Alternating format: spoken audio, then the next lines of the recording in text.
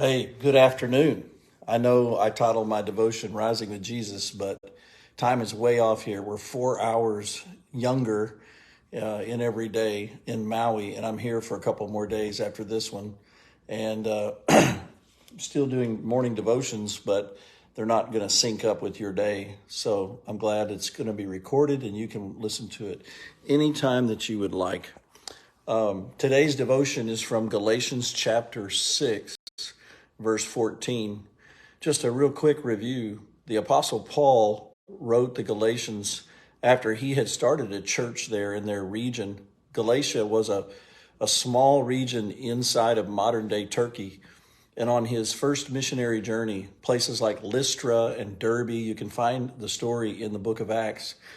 Iconium was another one. He preached the gospel in the Jewish synagogues and in the surrounding area of those towns to the people that grew up pagan.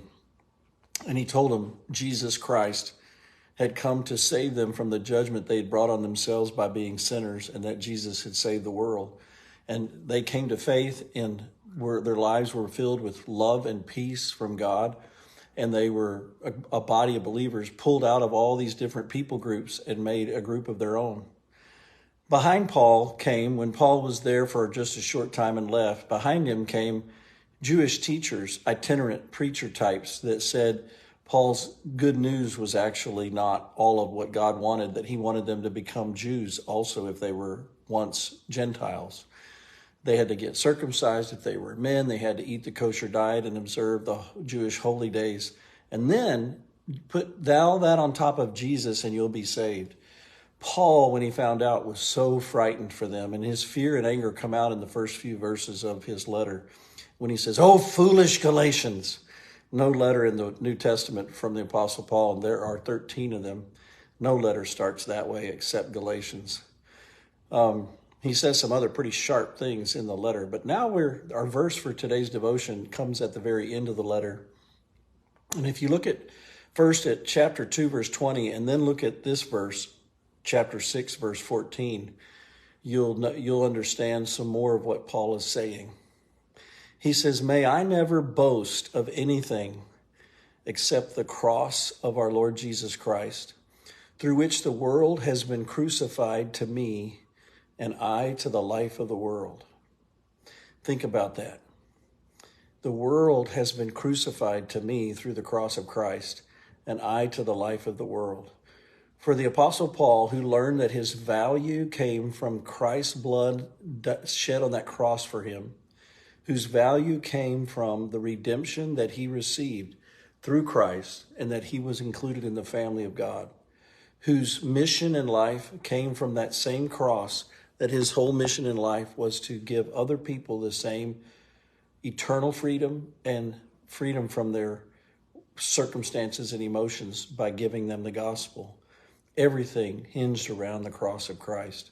For him, all of his achievements, all of his fears, all of his disappointments and hurts and angers and all of his enemies were crucified to him, and he died with Christ. And so he said, and he was crucified to the world, so that he no longer lived for what he could engineer or captivate or capture or garner for himself from the world, whether it was Jewish religion or whether it was worldliness and accumulation.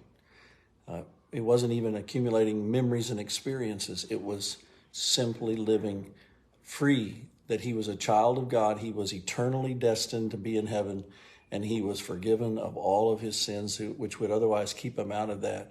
And so he had died to that worldly way of living, like this is all there is.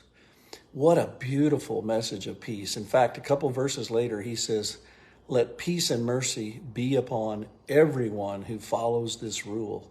So today, for peace and mercy in your heart, in your life, follow this rule that the world is crucified to you and you are crucified to the world through the cross of Christ, where Jesus established your value as his precious bought child, and where Jesus established your destiny as a person going to heaven, and where Jesus established your power to forgive and to live for love instead of for selfishness. It all happened at that cross.